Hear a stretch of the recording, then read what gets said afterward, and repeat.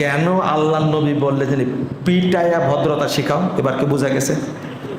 হাদিসটা পরে বললাম এই কারণে, এত আলোচনা করার পরে কেন বললেন যে পিটায়া।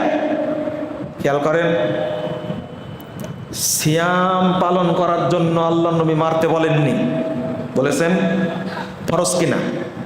ফরজ কিনা? ফরজ। দুই, তাকওয়া শিক্ষা দেওয়ার জন্য আল্লাহ নবী মারতে বলেননি।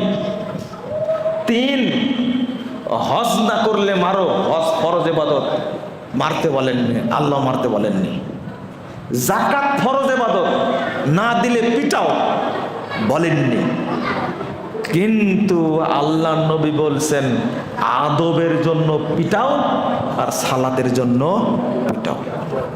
কেন বলেছেন? আদব না থাকলে জীবন শেষ, আর সালাত না থাকলে সমাজ শেষ। শেষ, পুরো সমাজ ব্যবস্থা নষ্ট। আমরা নামাজ পড়ি, হারাম খাই, নামাজ পড়ি, মিথ্যা কথা বলি, নামাজ পড়ি, জেনা করি, নামাজ পড়ি, মদ গাঁজা সোয়ানি থেকে সব খাই, নামাজ পড়ি, দুর্নীতি করি, নামাজ পড়ি, পাসপোর্ট অফিসে চুরি করি, কাস্টমসে চুরি করি। কেন? নামাজি নাকি মানুষকে অসৎ কাজ থেকে বাধা দেয়। আমাকে বাধা দেয় না কেন? মানে নামাজ তোমার হয় না, নামাজ তোমার হয় না। মুসল্লি কখনো চোর হতে পারে না, কোনো দিনই না, অসম্ভব, অসম্ভব। যেটা বলছিলাম, তাহলে আদব শিক্ষা দিতে হবে কি করে? কি করে? পিটাই। আপনার মধ্যে আদব আছে কিনা জানি না। আদব এত গুরুত্বপূর্ণ।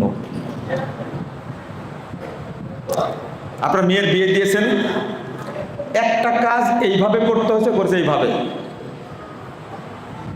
অন্য কোনো বিষয় বলবে না। শাশুড়ি বলবে, মা মনে হয় তোমার বাপ কিছু শিক্ষা দেয়নি।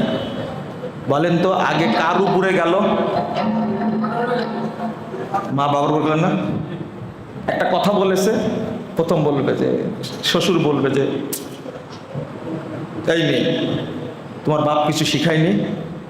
কার উপরে আগে গেল? ওয়াদ্দিবুহুম, আদব শিক্ষা দাও। আপনি লিফটে উঠতে গেছেন, লাইনে 5 জন দাঁড়ায় আছে, লিফট খোলা মাত্রই আপনার বাচ্চাটা ভিতরে ঢুকে গেছে।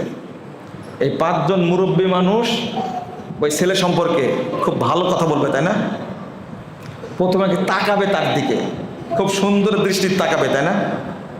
পরে কোনো ব্যক্তি সাহসে বলবে যে, বাবা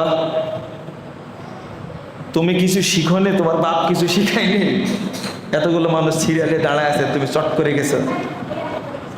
বুঝেননি মনে হয়, তাই না? ওর মধ্যে কোনো কল্যাণ নাই। সব মানুষ বলবে এটা বেয়াদব, একটা বলবে না? এটাই বলবে বেয়াদব। আদব নাই তো কি বেয়াদব? আদব নাই তো কি? আদবটা যে এত রহমত, এত দয়া, আমি অত হাদিস অনুবাদ করবো না, এই পর্যন্ত থাক। আল্লাহু আকবার। আদব জানি না, আপনার সব আমল কিয়ামতের মাঠে মাপা হবে।